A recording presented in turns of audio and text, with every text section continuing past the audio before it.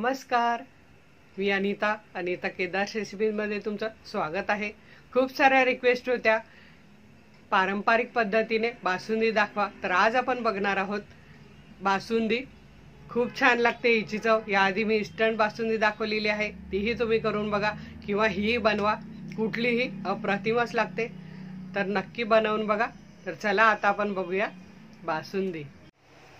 बासुंदी बनवण्यासाठी इथे मी घेतला आहे 2 लिटर दूध आणि इथे मी हे फुल क्रीम म्हशीचं दूध घेतलेलं आहे। याने बासुंदी छान घट्ट होते आणि चवीला पण मस्त लागते।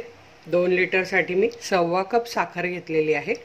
जर तुम्ही कमी गोड खात असाल तर 1 कप घ्या, पण हे प्रमाण अगदी परफेक्ट आहे। याने एकदम बासुंदी अति गोड पण नाही आणि अति फिकी पण नाही अशी होते। आपल्याला जायफळ लागणार आहे पाव टीस्पून। तुम्ही जर वेलची पावडर आवडत असेल तर ती घालू शकता, पण माझ्या मुलांना जायफळ आवडतं, वेलची पावडर जास्त आवडत नाही, त्यामुळे मी काही रेसिपीजमध्ये नाही घालत। आणि ड्रायफ्रूट्स हे पण ऑप्शनल आहे, हे पण आपण वरून घालणार आहोत। तुम्हाला जर बासुंदीत घालायचे असेल तर टाकू शकतात, पण मी हे फक्त वरून सजावटीसाठी घालणार आहे। माझ्या मुलांना प्लेन बासुंदी आवडते म्हणून। आता आपण हे दूध गरम करायला ठेवूया। आता हे बघा, इथे मी दूध फुल गॅस ठेवलाय, गरम करून घेणार आहे आधी आणि मग पुढची तुम्हाला स्टेप दाखवणार आहे काय करायचं ते। हे बघा, इथे तुम्ही बघू शकता आपल्या दुधाला छान उकळी आली। आता गॅस मध्यम करायचा आहे आणि आपल्याला हे दूध 1.25 लिटर होईल इथपर्यंत आटवून घ्यायचं आहे। आता दूध हे ओतू जाईल तर काय करायचं आहे, असा कालथा यात ठेवायचा, म्हणजे दूध ओतू जाणार नाही, साईडने वाफ निघून जाईल। ती वाफ निघून गेली की आपलं दूध उतू जाणार नाही आणि 1-2 3 मिनिटांनी मधून मधून येऊन असं हलवायचं, म्हणजे दूध आपलं खाली लागणार नाही आणि बासुंदी आपली चवीला मस्त होईल।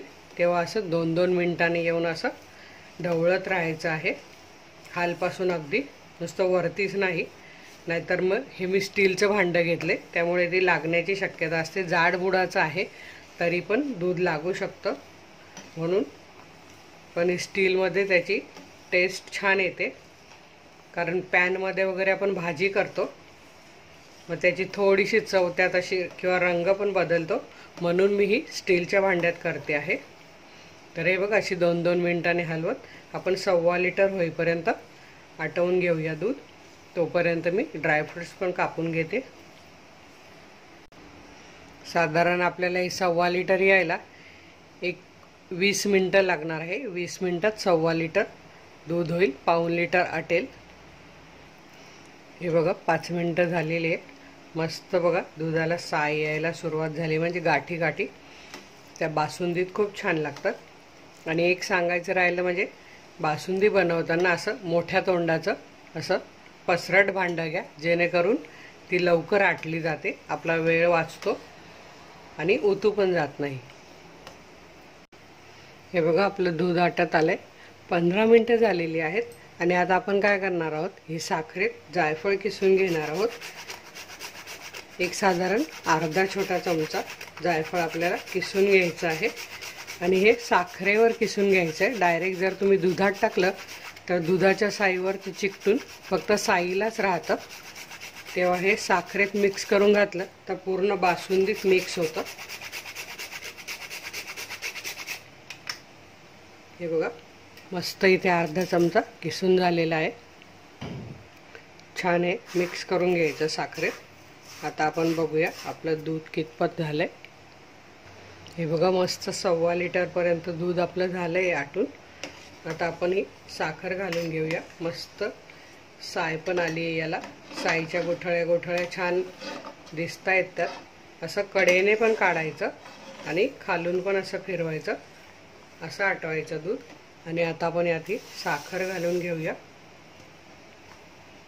आणि साखर घातल्यावर पुन्हा आपण 10 मिनिटं आटवून घेऊया थोडंसं, कारण साखर घातल्यावरती वितळते तेव्हा परत पातळ होतं, तेव्हा आपल्याला परत 10 मिनिटं आटवून घ्यायचं आहे, म्हणजे ते बरोबर 1 लिटर होईल, म्हणजे 2 लिटरची 1 लिटर बासुंदी तयार होते मस्त घट्ट। हे बघा, 15 मिनिटं झालेली आहे, आपली बासुंदी बरोबर 1 लिटरपर्यंत आलेली आहे आणि मस्त साय पण आलेली आहे, तुम्ही बघू शकतात। अशा साईच्या गाठी गाठी मस्त दिसत आहेत। आता आपण गॅस बंद करूया आणि 1 तासाने बघूया, म्हणजे ती आणखी थोडी घट्ट होईल आणि फ्रीजमध्ये ठेवल्यावर अगदी परफेक्ट बासुंदी होईल। आता आपण 1 तासाने थंड झाल्यावर बघूया। हे बघा, खीर मस्त थंड झालेली आहे, अजून फ्रीजमध्ये नाही, बाहेरच थंड झालेली आहे आणि मस्त गाठी गाठी आलेले आहे बघा, खूप छान झाली आहे आणि फ्रीजमध्ये आणखी घट्ट होईल।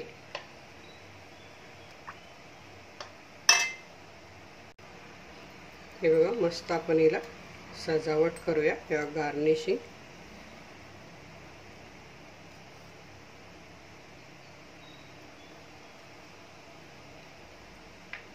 तर तेव्हा अशी परफेक्ट बासुंदी तुम्ही या पाडव्याला नक्की करून बघा।